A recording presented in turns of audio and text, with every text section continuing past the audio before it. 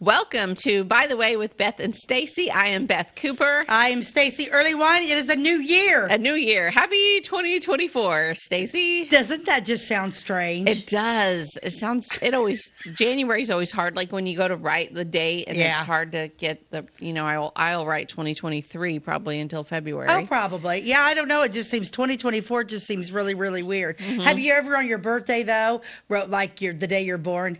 Like on September, I went out to Walmart one time and I actually wrote a check because I don't have a debit card. And I wrote, September 21st, 67 in the 2067. They'll cash anything, by the way. Just saying. Yeah, no, I've done that.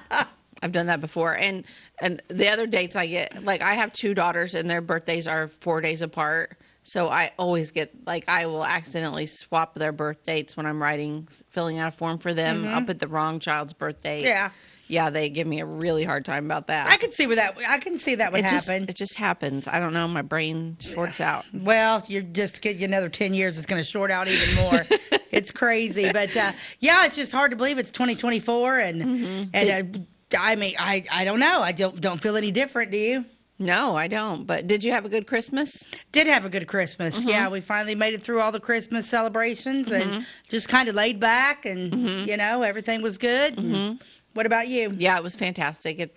And I'm kind of mourning that it's over. Well, you know how I am with Christmas. And I get a little sad that it's over. I mean, I'm not depressed. I'm not like that. But I'm just like... I get like little things like this. Like I get in the car and I turn it to my favorite station, which is Holiday Traditions on XM, and it's not there anymore. It's gone. So they take those off. Yeah. So it was gone on the 27th. So I have to listen to 70s and 80s now, which I love 70s and 80s. Don't get me wrong. But it was just kind of like, womp womp. That's all I listen to is 70s, 80s. Sometimes I'll go down to the 60s or Motown. But yeah, no, I don't mourn Christmas. Once it's done, it's done. My tree's down already. Oh yeah, my tree's down. But too. I do like just like some winter decorate. Yes. I don't take everything out. I leave all the little lights up in the house and all that stuff. I do. I like that. But I did. The good news is I heard that we're going to start getting 30 more minutes of daylight a day now from this point on. See, that's the other thing that makes me sad. Oh. That actually, makes me legit sad because I like it when it gets dark early. I know you do. And I'm like, here we go again. Spring. I hate spring. Yeah, I don't like spring. It's my least favorite. Spring's overrated. It's always cold. It's actually colder in the spring than it is in, November. And it's so wet and dreary. I like snow. I don't mind the snow. Speaking of snow. What? I saw a report that there's a bunch of it headed our way. Yeah. Well, yeah. Well, I just want to say, I don't know when I didn't have a date. Not this week, but next week. Well, great. I wanted it now because I have a daughter that's going to be driving back and forth to Mount Carmel a few days a week this semester. So I do not want the bad weather this year while she's driving. Right. So I would prefer it to get here before the semester starts on January the 8th. Well, so, dear God, please send it now, not later. Thank you. Well, it needs to not be here on January 5th because Jim and I are flying to Mexico. Oh, yeah. Yeah, we got a trip planned. I don't ever get Jim out of here in January. Yes. Last time we did that, it was several years ago, and we went to the Dominican, and he was a pain in the butt because he was bored the whole time.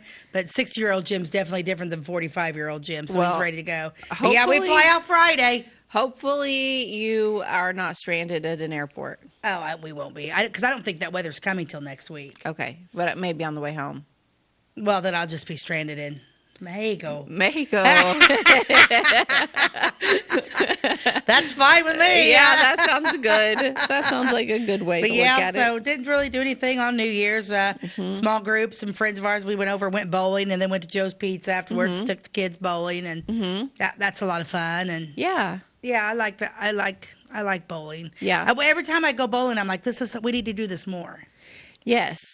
I know. I like to bowl. I think about that when I go bowling, which I haven't been bowling in years. But the last time I did it, I thought I should do this more often. I was terrible. I used to be a good bowler, but I'm not a good bowler anymore. And we took Jack with us, and the Daniels had Roz and Jack, their son Jack's there, and the Smiths went. They've got Arwen. I came in last. The children beat me. My 4-year-old grandson beat me. It was bad. It was bad. I don't know. I'm getting arthritis in this one hand, and so yeah, no, it's not. Yeah, You have to learn to bowl left-handed. Oh my Lanta, I would probably throw it across the other side. Nobody would be safe, but they had big fun. It was a lot of fun. Yeah. But, Silas went bowling on New Year's Eve, too. He went with some friends. He Where'd had a they good time. go? They went to Flora, here in Flora. Yeah. is that that's still for sale, right? I think so. I wish, yeah, if they want to sell, I wish somebody come in and buy it and read. I think it'd be a good business for somebody. Was it busy? I don't know. I didn't go. He went with friends, and he did say there were several there from First Christian Church. They were there. Okay, cool. So, yeah, sounds like he had fun. The rest of the family, and he left our party that we were having with some friends, and then he came back. But we had friends from out of town, from Chicago and Kansas City and Louisville, Kentucky, that all come in for New Year's Eve, and we had a great time. And yeah, it was good holidays. I'm just sad it's over. Yeah, I'm not sad it's over. I look forward to summer. I like it hot. Even with my menopausal hot flashes, I would rather walk outside and it be 100 degrees than. I need sunshine. I have to have the sunshine. I am that person. Sometimes you and I are so opposite. You need sunshine. I need darkness. You're the light on the dark. I could go to a whole sermon on that. Yeah. Well, speaking of that, let's go to our. Speaking of lightness and darkness, let's go to our ad today. Yeah. What do we got? Well, I picked this one up because I thought this was a good for me. Everything brightens up with brisk Lipton tea. Look at her. I'm dim. Little bit better. Woo, my caffeine's kicked in. I did like this one. Want to feel like a million? Quick, fix a cup of brisk Lipton tea. You start to relax after the first few sips. Then comes the really pleasant part. Everything brightens up. Oh. Lipton's brisk flavor is the secret. It picks you up without leaving you up. What? It picks you up without keeping you up. Okay. The light and lift is the right kind of lift. For pure enjoyment too. You can't beat brisk, rich Lipton tea. It's more satisfying than other teas. It's a livelier, cleaner tasting than others hot drinks. The whole family will love delicious Lipton tea. The brisk tea with the flavor that makes everything brighten up. That's a rather wordy ad. It is a wordy ad, and it went on and on and on and on. Yeah, but I will say I grew up on Lipton tea. We still do Lipton tea. I love Lipton tea. I do too. And I also love this lady's hair. I like this lady's hair. I love her pearls. Yeah, I like her pearls, but I love her hair. Like I'd like to wear my hair like that. You could pull this off. I think I got this ad from the 50s. I think the ad that I picked today is 50s. Isn't it great? And her little earrings. Yeah. Her perfectly painted nails. Her collar on her shirt. You know what? I'm just going to say this right now. This is going to say people are going to be totally surprised that I would say this. If I could go back to any generation, I would go back to the 50s. I could be a 1950s housewife. Yeah. I really could if we had money. Yeah. Wait a minute. If we weren't poor, if I was a rich 1950s housewife, I love everything about the 50s. I think we talked about this on another episode, but I love the 50s too. I could go back to the 50s, but then there's also a side of me that could even go back farther to like the 20s. Ooh, the roaring 20s. Yeah. You'd be a little flapper. Or even like right now I've been watching The Gilded Age on HBO Max. Amazing series if you guys haven't watched it. It's by Julian Fellows. He's the guy that did Downton Abbey. Okay, and now I've got to watch it. I don't have HBO Max. I'll give you my password. Okay, thank you. And then The Gilded Age is set in like the late 1800s in New York City, Fifth Avenue, like the big mansions, the big money, like the names like Astor and Vanderbilt. And we're kind of going to get into we're going to talk about Carnegie today, and we're going to kind of dip a little bit into the Gilded Age on today's show. But yeah, it's a really good series if you haven't watched it. But anyway, I don't know where I was going with that. But I don't either. It's like they talk about like the Fords. What year did you say? It's like the late 1800s. Late 1800s. Yeah, so you're talking the Vanderbilts, Carnegie, Rockefellers, Ford, the top four that built America. And some of those names they don't really mention on there, but some of the characters are based on there. Like the Vanderbilt family is actually the Russell family on there. They changed the name, but the characters are the main characters are kind of based on a cross between the Vanderbilts and the. I can't think another one. I'm gonna have to watch that because that's right. Oh my gosh, it's so good, and costumes, the costuming on that show is perfect. I mean, the dresses. If you like that kind of thing, like they hopefully will win an Emmy or two just for costuming because it's incredible. Yeah, it's a very good show. HBO Max. Clean. I was just going to say, it's clean. So much stuff you watch is just so filthy. Yeah, no, there's no cursing. There's no nudity or anything like that. That's good. Nope, it's pretty clean. I like wholesome. There's one short scene that's a little bit but it's I can overall one. Yeah, overall it's good. We put in a movie the other day, and of course it was terrible language. I'm like, I think I could have wrote this. What? You speak like that, or what do you mean? Just because they didn't? Just because there was no dialogue. Yeah. It was like, well, okay, I think I could have wrote this. It might have been like a one bad word after another, and just Quentin Tarantino, who I do not like. I don't like any of that stuff. And then I'm like, Jim and I both, after about 5 minutes, were like, no, shut it off. We thought it was going to be good, and it was just horrible. And that's how I felt the other day in line at the nail salon. There was two girls behind me, and their language was so filthy. I wanted to turn around and say, do you know any other words? Because the words that you're using, you're just like, and I'm not exaggerating when I say every other word was the really bad word and loudly for all to hear. And I'm like, well, I just don't. You should have went up. You are so smart. You are so smart. And I'm not, I mean, there's a lot of people. We're not prudes. We're not prudes. There's a lot of people that curse, and I'm not going to say that I don't, because occasionally I do, but I have to be pretty mad. I'm seriously guilty. Yeah, I'm guilty of it too. I'm guilty too, but come on. My problem is when you're trying to tell a story and you seriously can't even speak, it's like their language skills are just so terrible. Not just the choice of, I'm just like, oh my gosh. Stop with the madness. Stop with the madness. Use some real words. Well, on that note, we're going to take a commercial break, and we'll be right back. We're going to talk about the Flora Carnegie Library today. We'll be right back. At your locally owned Napa Auto Parts stores in Flora and Louisville, you can count on experts to have the solutions to keep you running on the road or in the field. More than just your car, the Napa Auto Parts stores in Flora and Louisville carry a large inventory of Napa products for farms, heavy trucks, and just about everything that moves. Experienced associates understand your needs and are ready to help with the perfect part at a great value. That's Napa Know-How at your locally owned Napa Auto Parts stores in Flora and Louisville. Briscoe Surplus Sales on the northeast edge of Flora is your one-stop do-it-all shop. Looking for rugged boots and footwear from great brands like Lacrosse, Rocky, and Carolina? They're there. How about top-notch small engine parts and service? Briscoe Surplus Sales has it. Whether you're wiring your switches or switching your wiring, Briscoe Surplus Sales has the solution and the know-how to help you get the job done right the first time. Briscoe Surplus Sales, your one-stop do-it-all shop. We like technology at Flora Savings Bank. Here's what you can accomplish in our mobile banking app in less than 30 seconds. See account balances in your transactions, set up an account alert, make a transfer between accounts, get an alert text message about your transfer, pay a bill, turn your debit card off and then back on. It all happens in the palm of your hand with our free My Bank to Go app. Search My Bank to Go in the App Store or Google Play and give mobile banking a try. Flora Savings Bank, member FDIC and equal housing lender.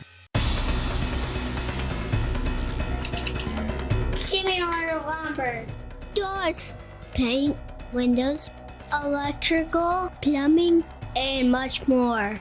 Oh yeah, give me all your guns too. John Lucas. What? You better be dreaming about all the stuff we sell here at Zink Building Center. Oh, I would. Zink Building Center in Louisville on Route 45. It's a cool place. Welcome back to By the Way with Beth and Stacey. I'm Beth Cooper. I'm Stacey Earlywine, and we are going to talk about one of the buildings in Flora that I always loved and admired, and that's Flora Carnegie Library. Yeah. I loved it. I remember that building, and it was beautiful. It was and beautiful. It stood like so stately. And Right for those there. that don't remember it, it stood basically where our library now stands, just in the same spot. It was. Do grand. we have a picture? Did We do. send I it? have several pictures Okay, of it. we'll get to the pictures in a little bit. But Yeah. it was a spectacular, very strong, beautiful building, and and it was. And it was a Carnegie library. It was a Carnegie library. So, for those that don't know what Carnegie Library does, or some of you do, but probably don't remember the whole story, that was they were all started from Andrew Carnegie. Yeah. Who? So he, I think we have a Ty. Did we have a picture of Andrew Carnegie? This man made a fortune in the late 1800s, and he pretty much donated 90% of his wealth. 90%. He was a steel man. He was in steel. He was a steel magnate. Carnegie was steel magnet. He was the tycoon of the time. He was actually born in Scotland.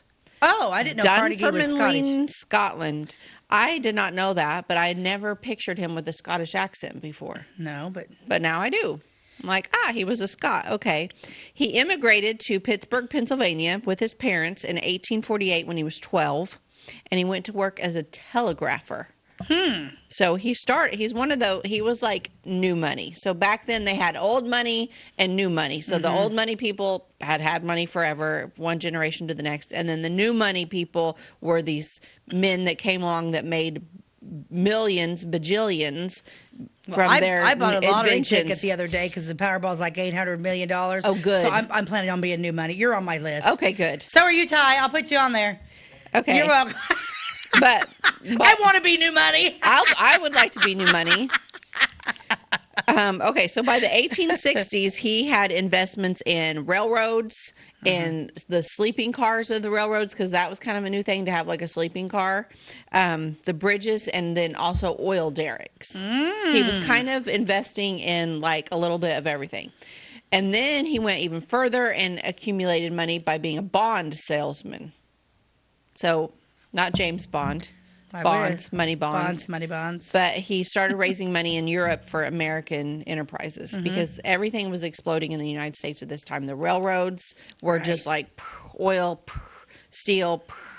Cars, everything was going. Yeah. So anyway, he built Pittsburgh's Carnegie Steel Company, and then he's known for that, but he really didn't have it that long. And then he sold it to J.P. Morgan, who J.P. Morgan you guys have heard of. He was the big banking guy, I think, is what he did.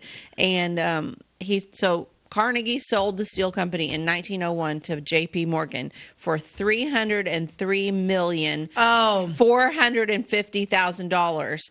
Okay, that's in 1901. Wow. You want to know what that's equal to today? Yes, what? $1 billion. More than that. Really? $10,674,160,000. Wow. Okay, so that's crazy. Is what, yeah.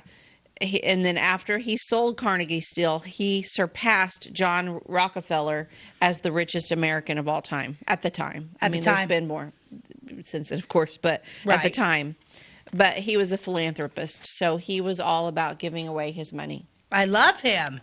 Yeah, and so his emphasis was on building local libraries, which, ta-da, Flora, Illinois ended up with one. It's kind of weird that he must have loved to read, because why would he pick libraries? Because he wanted people to read more. He was big into education, and he realized that to educate you need to be able to read. And he wanted world peace, and he was into scientific research. What a wonderful man. Yeah, he funded the Carnegie Hall in New York City. We've all heard of that. We all heard of that, yeah. Okay.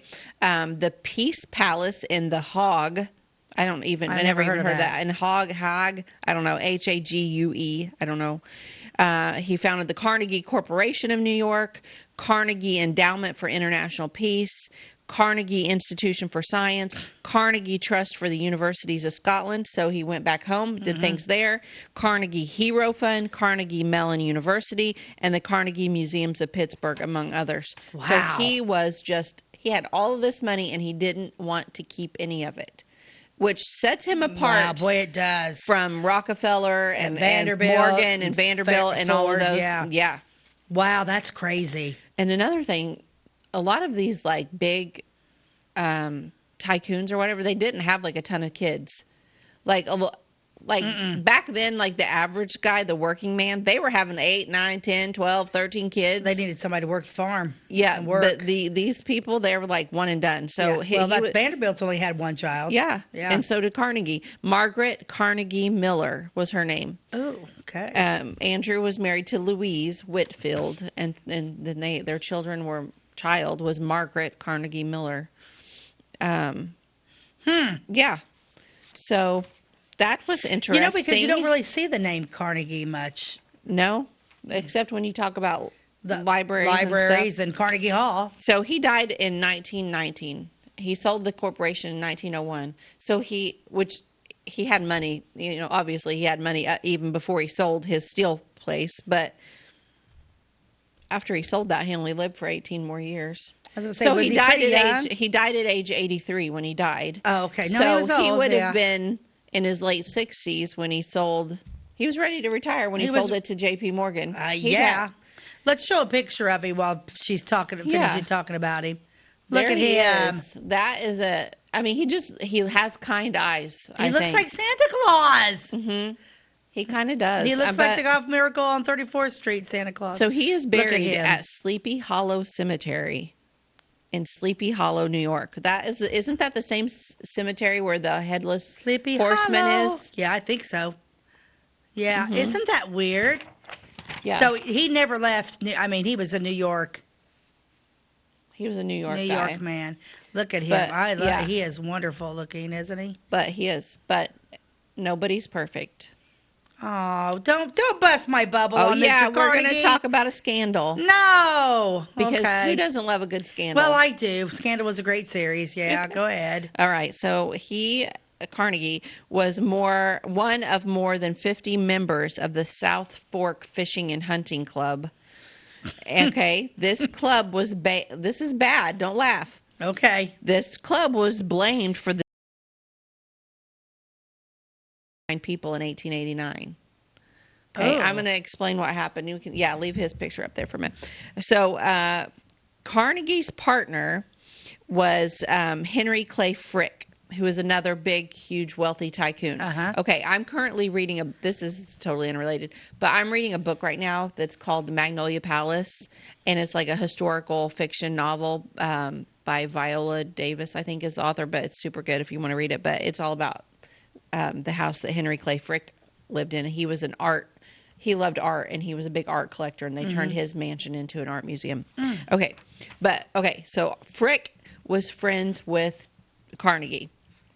And then started this club and invited Carnegie to join. And the hunting club, was like on a cliff or higher land right above the Johnstown, Pennsylvania. It's town. Okay, so there was like 60-some people in this club, and they were all of these like super rich business tycoons. And people like Andrew Mellon, Philander Knox, all of these big names that we've heard of. But anyway, so high above the city near the small town of South Fork was the South Fork Dam. Okay, you can probably guess where this was going. And it was built between 1838 and 1853 by the state of Pennsylvania as part of a canal system. And they were going to use a reservoir for a canal basin in Johnstown. But then came railroads and canal barges and all this transportation stuff. And so the lake was abandoned by the Commonwealth of Pennsylvania and sold to the railroad. So now the railroad owns this lake that is dammed up.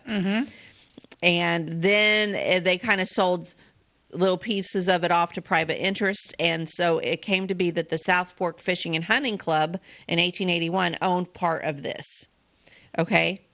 So, it does say prior to the flood, speculators had purchased the abandoned reservoir and made less than well-engineered repairs to the old dam.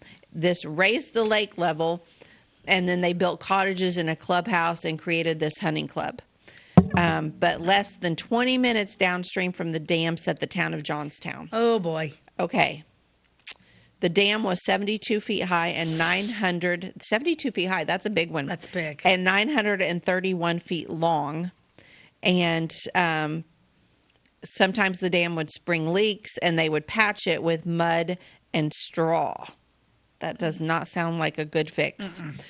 Additionally, a previous owner removed and sold for scrap the 3 cast iron discharge pipes. Why would you do this? That previously allowed a controlled release of water. So they're taking apart this dam little by little.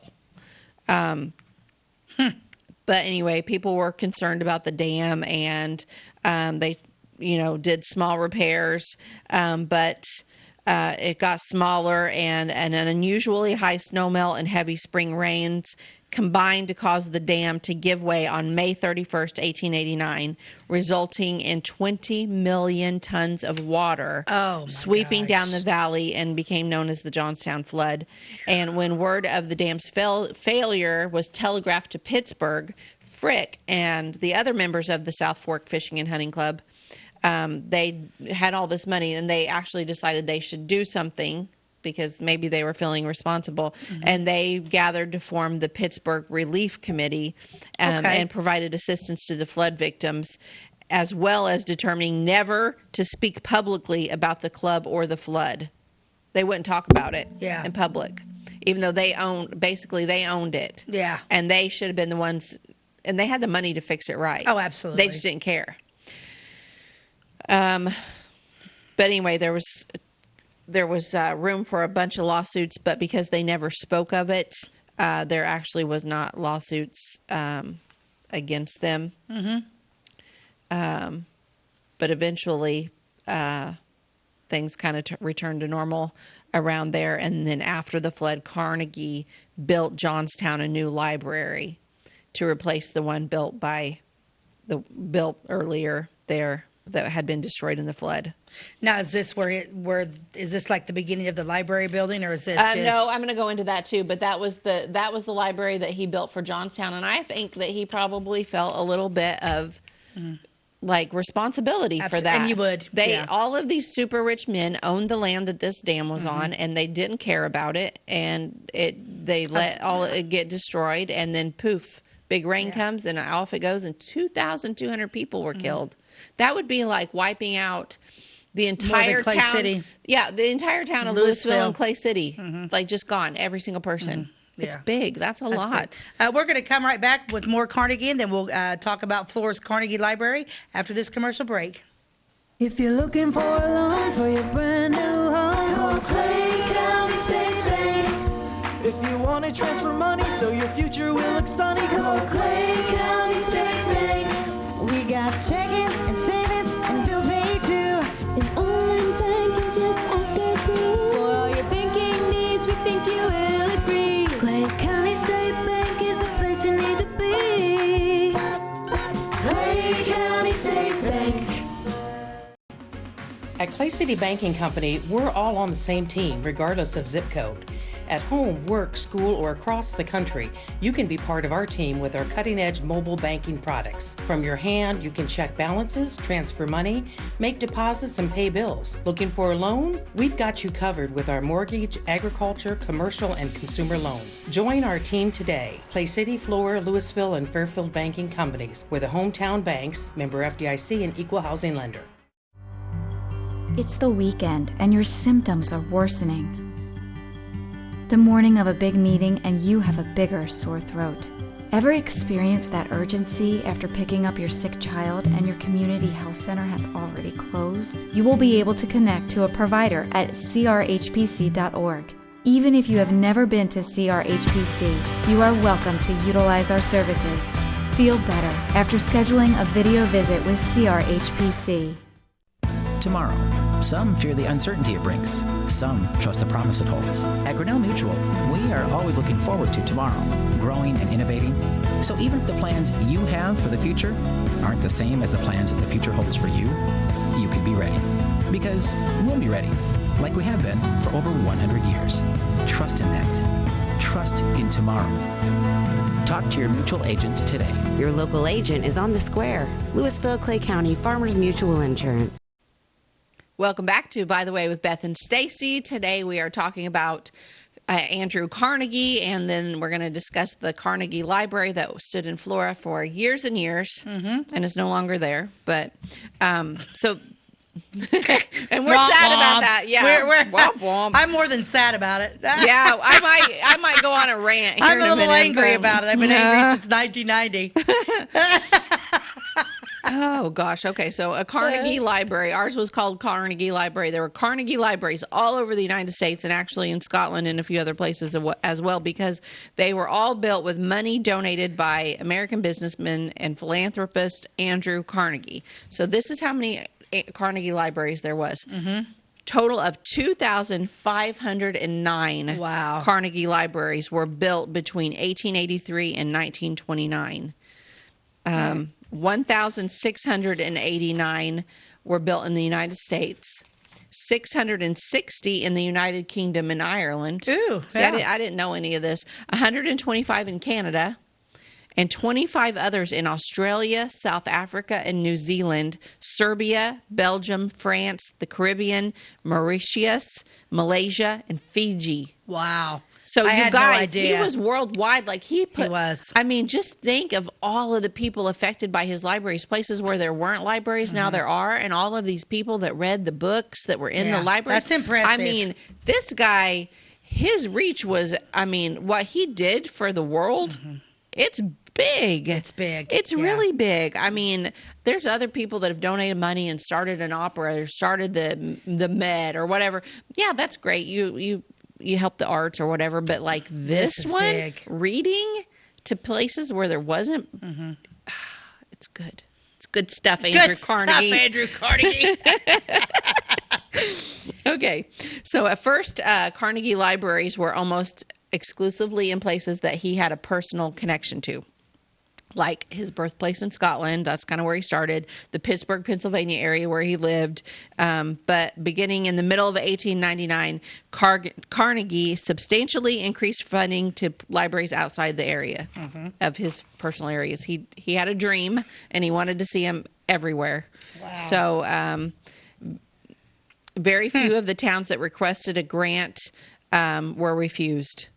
Right. By the time the last grant was made in 1919, there were 3,500 libraries in the United States, and nearly half of them were Carnegie Libraries. Wow. So, way to go, Andrew Carnegie. Good job, Andrew Carnegie. And if I ever make it to Sleepy Hollow, New York, I will go see him. His gravestone. Tell him thanks. So now that we've talked about where the Carnegie comes from, I bet a lot of people don't even know that Flora's is actually a Carnegie Library. Well, our new one isn't. Our new one isn't, but our old one was. Yes. And a lot of kids, so you're talking the 90s when the new one came up. So a lot of people, this might be an interesting story for some people. Yeah. The aspirations of Flora's citizens to establish a public library were kindled in a very early day in local history. 70 civic-minded citizens of Flora each donated $10 to form the first library. Wow. Commonly known as the City Library. Uh-huh. Donations of books and money from social functions and other money-raising events supported the small library. The first library was housed in various locations in the business area during this time. Oh, they kind of moved it around. They did move it around. And so 70 people, $10 each. $700. So $700 is all it took. That's where we're starting at. Okay. On December 12, 1885, Mrs. Thomas Blanchard, S. Ulrich, and A.E. Shin filed a certificate of application in the office of the Secretary of State of Illinois, Henry D. Dement. The charter was signed on December 23, 1885, to establish a library under the name of the Flora Library Association. Okay. The association was also called the City Library Association. The 5 trustees appointed to the association: Thomas Blanchard, Zachariah Green, John Simmons, Mrs. M.H. Presley, Mrs. John M. Cunningham. Okay. The Cunningham name rings a bell, but first I just want to stop you there and say, bravo, they let women on the committee. Right. It was what, 3 men, 2 women, or something like that? Yeah, the trustees, because the first people coming out are women. Yeah, girls like to read too. Yeah, Mrs. Thomas Blanchard, and she was the first one that was like, "Hey, we're gonna get a library going in Flora." Yeah, way to go. The trustees designated February 22nd as Book Donation Day. For years, A book shower was held annually on this date to obtain additional books. Oh, that'd be cool. I wonder if the Flora Library would want to do that now. Or maybe they just have enough grant money coming in they can buy them. But a book shower? A book shower is kind of neat. Yeah, I like that idea. Minutes from a meeting of the City Library Association trustees on Wednesday, December 3rd. Now we're in 1902. So here we are. We were just talking about we were in the 1800s. So all this is starting in 1885. So now it's 1902. At the Friend telephone office, of course, we know we've talked about the Friend family, found the organization preparing for a drive to obtain a Carnegie library. Yeah. So it comes down to the Friend family. Okay, the Friend family was like, look, hey, there's this big steel magnet guy that is going to donate money. There's all this grant money out there for a new library. His name's Andrew Carnegie. Let's jump on that. Let's get it. Way to go, Friend family. Way to go. Officers were elected that would lead to the organization's endeavor. Trustees at this time were President Reverend A.B. Cunningham. Okay. Vice President, Mrs. J.J. Pickett. Secretary, Mrs. T.J. Friend. Once again. Talk about them a lot. Treasurer, Reverend J.G. Harmon. Trustee, Miss Julia Parsons. Ah, Julia Parsons. She's in there. The daughter of General Parsons. Mrs. Robert Gray. Miss Dora Ryder. The Ryder family that developed Ryder Street. Yep. Mrs. H.F. Pixley. Yep. The Pixley, big names in Flora. Yes. These are all our big names. And S.B. Smith. Okay. A motion was passed to petition the city council to petition Andrew Carnegie to give a library building to Flora. A committed of Reverend Harmon, S.B. Smith, and Mrs. Gray was appointed to select a building for temporary use as the library. Okay. Okay. They're on the right track. They're on the right track. At the next association meeting on January 6, 1903, the trustees agreed to use H.C. Michael's bookstore. Now, see, I don't remember this name, H.C. Michael's bookstore, for the temporary library. Yeah, I don't know. I don't remember coming across a bookstore in any of our research. No, but I'm glad there was one. Right. The group accepted H.C. Michael's proposition to furnish lights and fuel and care for the library of a salary of $100 a year. A committee was appointed to evaluate the condition of the books in the old library and move them to Michael's store. Members of the committee were Reverend Harmon, Mrs. Pixley, and Reverend Cunningham. Okay. The board as a whole was appointed to select new books and become familiar with the holdings of the old library. Little is known about where the library was housed before moving it to Michael's bookstore. So that we don't know where they were. kind of moved it around. So maybe they just. I just kind of picture it as like a little corner of a back store, like that, like in the back of a store, like little corner. Oh, there's our library, but I don't think it was very big. Do you? I doubt it. And if it did move around, I wouldn't want to be the person that's constantly moving it. Books are heavy. It'd be heavy. Yeah.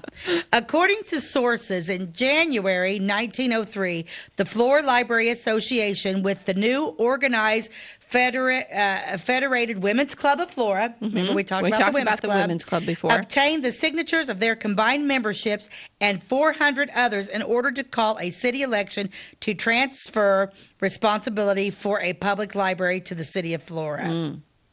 A resolution was adopted, and the next meeting on April 6 follows, to the Honorable Mayor and Aldermen of the City of Flora. The Mayor and Common Council of the City of Flora, Illinois, in view of the fact that the contract is about to be left for the construction of the new Carnegie Library building. There are certain preparations necessary to the proper construction of such will have to be made by the City of Flora. Among these things are the preparation of the ground upon which such building shall stand by leveling and grading the same. In this case, it will mean a fill of considerable depth and arrangements for the necessary means of ingress and egress from the street to such building. The expense of this preparation will be estimated at about $300. Wow, $300. And the council, it is respectively asked to make such appropriations for library purchases. Thank you, Mrs. T.J. Friend and Mrs. A.B. Cunningham. Okay, so that's just transferring everything over to the city. Transferring everything Carnegie, over. The money hasn't came in yet. No, there's no. We're getting ready to talk about that right now. Okay. I'm going to go into that before we take a commercial break. Okay. The campaign gained momentum as the board authorized the president and secretary, Mrs. Friend, Mrs. Cunningham, to sign the contracts for construction, and a building committee of 5 was appointed by the mayor. Members of the building committee were Reverend Cunningham, H.F. Pixley, Robert Gray, J.M. Mammer, and S.B. Smith, with R. Smith as an ex officio member. The committee was authorized to act as such a proceed to make all necessary contracts to erect said building. The board president was instructed to prepare a request to the city council asking the library building be placed in the center of City Park, where the Library Park. They wanted it in the middle of Library Park. This is wonderful. A $10,000 grant from the Andrew Carnegie Foundation and $900 from the city of Flora would provide the funds for the new library. Awesome. For the new, what's just awesome. I love Andrew Carnegie. I love Andrew Carnegie too. He may not have been perfect, but he did a lot of good. He did a lot of good. Mm-hmm. On May 12th, a brief meeting resulted in Reverend Cunningham and Mrs. Friend were selected to confer as a committee with a committee from the city council to select a site for the Carnegie Library building. The Carnegie building was located in Library Park, described as lots 1, 2, 3, 10, 11, 12 of Block 11 of the original town of Flora. Okay. I love it. Mm-hmm. So, I got a little bit of time. Let's show a picture of the library. This is what they built. Look at this beautiful. Oh, I love her. Love it. Oh, and every Carnegie Library. Look at the trees. Yeah, the trees are great. The Carnegie Library always said Carnegie Library on it. I mean, every Carnegie Library that I know of was always labeled as such, and I think it deserved that. It deserved his name. There was a beautiful Carnegie Library in Harrisburg that I went to when I was younger. I actually did not spend much time in this one here in Flora, but there is a large piano at the depot in the museum that came from the Carnegie Library, and it was on the second floor of the Carnegie Library, and it said that a lot of children would go into the library up to the second floor for piano lessons. Yeah. And that piano was the one that all of them practiced on. It's at the depot now. It says the second floor of the new library was to be an auditorium with a large stage, later referred to as Library Hall, with a seating capacity of about 500. Therefore, in September, the ladies of the board set about lining up entertainment for the openings of the library and a subsequent lecture course. Library Hall would serve as the cultural center of Flora for many years. The first season's lecture course for the 1903-1904 fall and spring sessions provided through the Central Lyceum Bureau was... this just talking but about. Just look at the bones of that building. My gosh, they don't make them like that anymore. It's so sturdy and big and strong. Well, and I have a real problem. I've had a real problem even back when this building was torn down in the 90s. I've always had a real problem with. I can't believe it happened.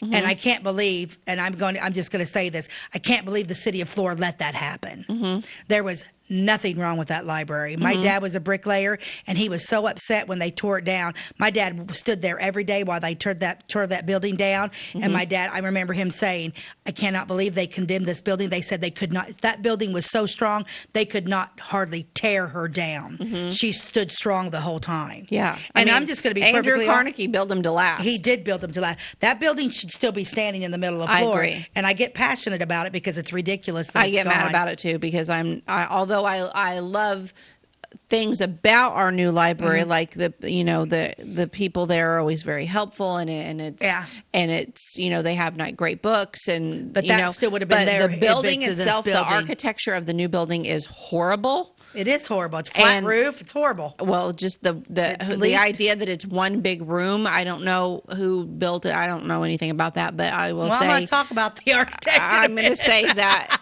had they ever actually spent time in a library, because it made me think know that they haven't. Yeah, no, Thank you, Ty, for the picture. It makes me angry. And like I said, my dad was like, they couldn't hardly tear that building was so strong. That building would have outlasted any building in town. But we're going to take a quick commercial break, and I'm going to continue on my rant about the beautiful old building that I loved. Do you bowl like this? That's great. Do you bowl like this? That's great too. That's because whether you're a pro or you just want to have a lot of fun, at Pegel's Silver Dollar Lanes, we have a lane for you. We have galaxy bowling, gaming for kids and adults, Joe's Pizza, a full bar, darts, pool, and fresh and clean bowling shoes. Boy, does that smell nice. So come on down to Pegel Silver Dollar Lanes in Effingham, where we have a lane for you. My name is Robin Stanford. I own Stanford Marketing. It's a promotional products business along with an embroidery business. And we do custom hats, t-shirts, anything, you name it, we can make it. People like that we do stuff in-house and we can actually make things here and that we're not contracting the work out to other places. We never say no. We always try to find a way to do it. If anybody can do it, we can do it. We are hardworking women, that is for sure. Come to Stanford Marketing in Flora for all your custom and promotional needs. The insurance specialists have options to tailor to your needs at CSI Insurance Brokers. Experienced insurance brokers at CSI are skilled with all types of insurance plans and policies and represent many companies, including Safeco Insurance. You'll benefit from their detailed expertise, unbeatable premiums, and commitment to customer service. CSI Insurance Brokers and Safeco Insurance Company, providing affordable rates on quality insurance since 1952. For over 50 years, at your locally owned and operated Royal King Supply in Salem and Olney, we've helped you and your neighbors enjoy an easy country lifestyle. We carry the most thorough sporting goods department around with a huge variety of hunting and fishing gear, camping equipment, and a variety of firearms for any need. Our team is here to help you find whatever you need. Open every day, it's Royal King in Salem and Olney, your locally owned farm and home store. Oh my gosh, we're back. Welcome back. I wasn't paying attention and we were talking. So welcome back to By the Way with Beth and Stacey. We are talking about Carnegie Library. Yes, specifically the one in Flora. Yes, we were talking about the Carnegie Library in Flora. And you could just put that picture back up on the quilt for us while we're talking about this big, beautiful building. And the second floor. In October, the ticket prices for the lecture series was set for $1 for the 4 programs. The process of procure a seat for Library Hall was initiated. Later, the board voted to purchase 432 opera chairs and 6 dozen folding chairs. So wow. that whole top floor was used as all sorts of a lecture hall. Good planning. I think Flora probably needed that space. Oh, absolutely. In early November, with the opening of the newly constructed library fast approaching, a librarian and janitor had to be selected. Mrs. Carrie Hayward was selected as the first librarian. Carrie Hayward was the first librarian at a Carnegie Library. Her salary was set at $20 per month. Oh, wow. For the hours of 1:30 p.m. to 6 p.m. and 7 p.m. and to 10 p.m. $240 a year. Right. Brad Mann was contracted to be janitor for $20 per month in winter and $5 per month in the summer. Plans were made to move the books from Michael's store to the new building. At a meeting on November 21st, final arrangements were made for the grand opening.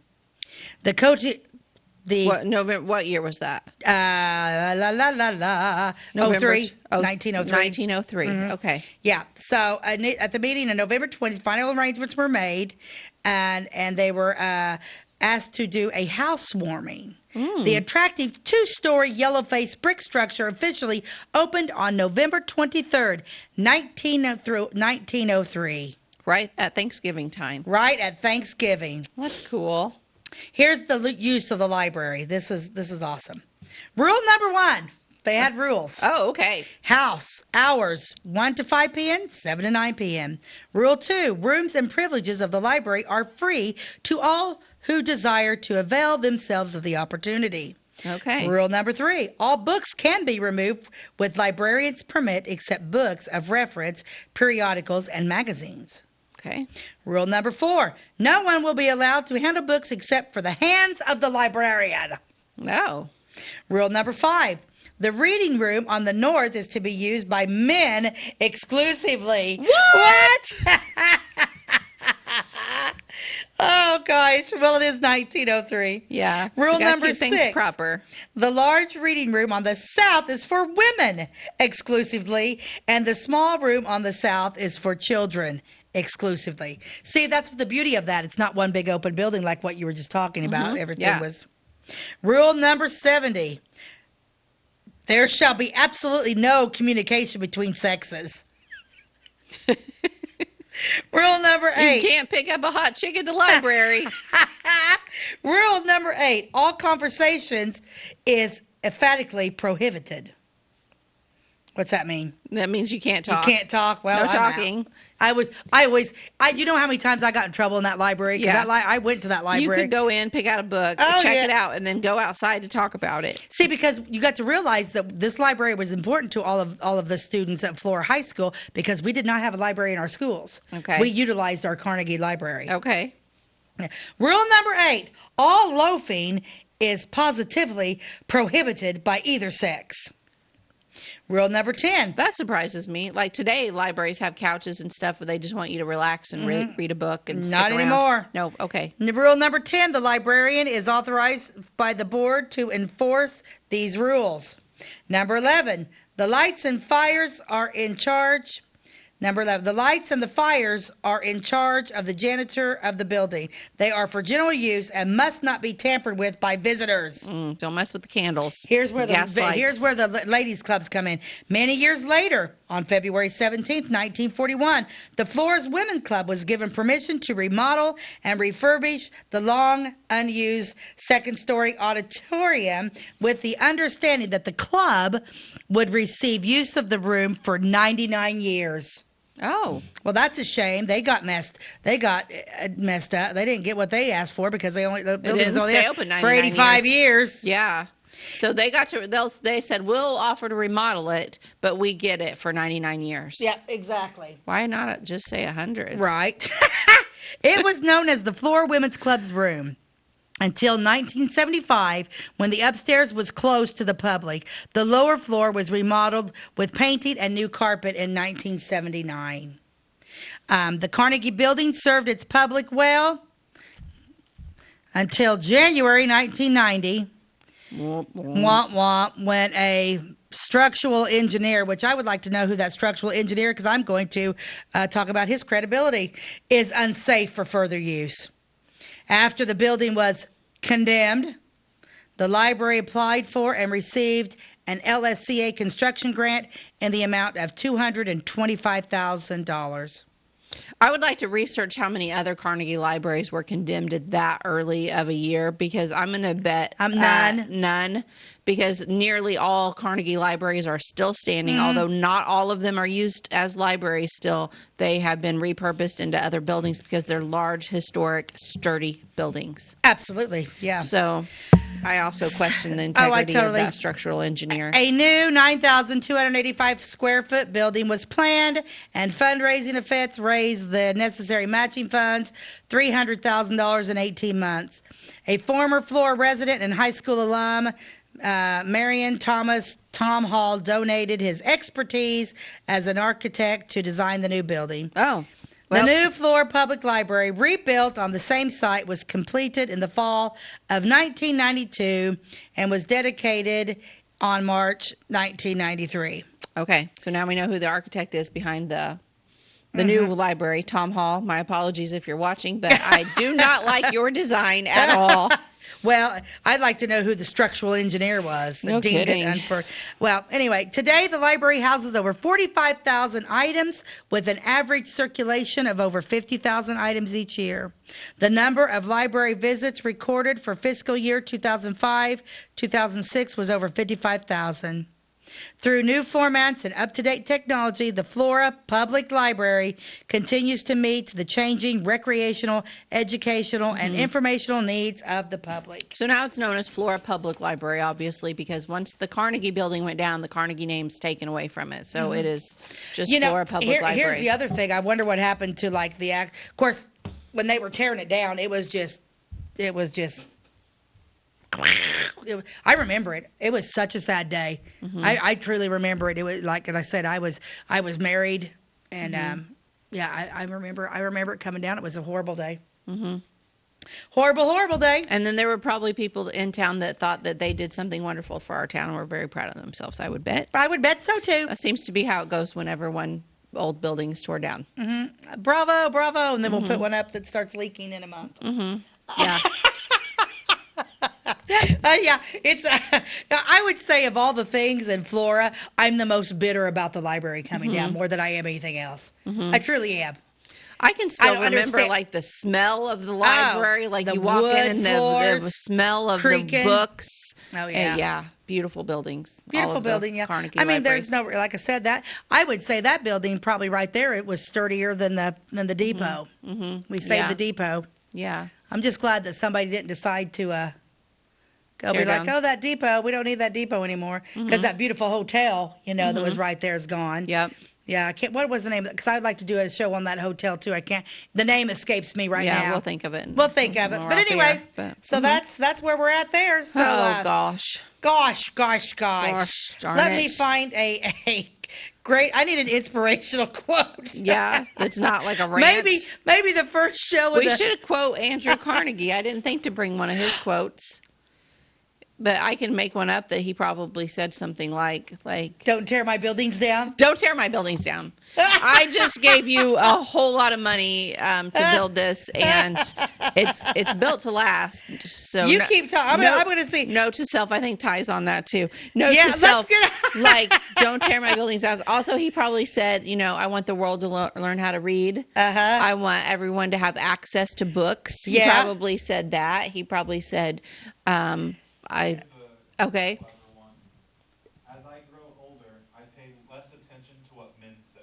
As I grow older, I pay less attention to what men say. Huh. Okay. That's the whole quote. I thought there was more. As I grow older, I pay less attention to what men say. What man says. Yeah. More attention to what God says, perhaps. Well, here's Andrew Carnegie. There is little success where there is little laughter. No, I'm a funny gal. I like to laugh. I like to laugh too. No man will make a great leader who wants to do it all himself or get all the credit for doing it. Yeah. He said that. Okay. Yeah, no man will make a great leader who wants to do it all himself and take all the credit. Wow. That's good coming from him. Yeah. He did get a lot of credit for the great things that he did, but he still sounds like he was rather humble. Yeah, absolutely. The greatest astonishment life was the discovery that who does the work is not the man who gets rich. Ooh. Wow. The greatest astonishment of my life was the discovery that the man who does the work is not the one who gets rich. So I think he had respect for his workers. He had respect for his workers. He employed thousands and thousands of people. Oh yeah. The people that's made money off it. Here's another quote of Andrew Carnegie. The secret of success lies not in doing your own work, but in recognizing the best person to do it. Since I've been watching, he was wise, wasn't he? Since I've been watching The Gilded Age, I'm really into these old homes too. I wonder, hey Ty, Google a picture of the Andrew Carnegie home in New York City real quick. Let's see if we can pull that up. Bet that's magnificent. Go ahead and throw another quote at us, Stacey. We got just a minute or two here. The man who acquires the ability to take full possession of his own mind may take possession of anything else to which he is justly entitled. Wow. Do not look for approval except for the consciousness of doing your best. He was a wise man. He's my new favorite person. Yeah, he might be one of my very favorite people, too. And we should maybe, oh, here we go. Yeah, this is his home in New York City. I'm in love with Andrew Carnegie. Yeah, look at this. This is his private home. Oh, my gosh. And this is the type of home that's featured on the Gilded Age. I mean, all of these homes were built in New York City in the Gilded Age. Does this give an address for this one, Ty? A lot of them were on 5th Avenue, I know. Some of them were on 61st or something. I don't remember. But boy, that's his estate. Yeah, isn't that something? Wow.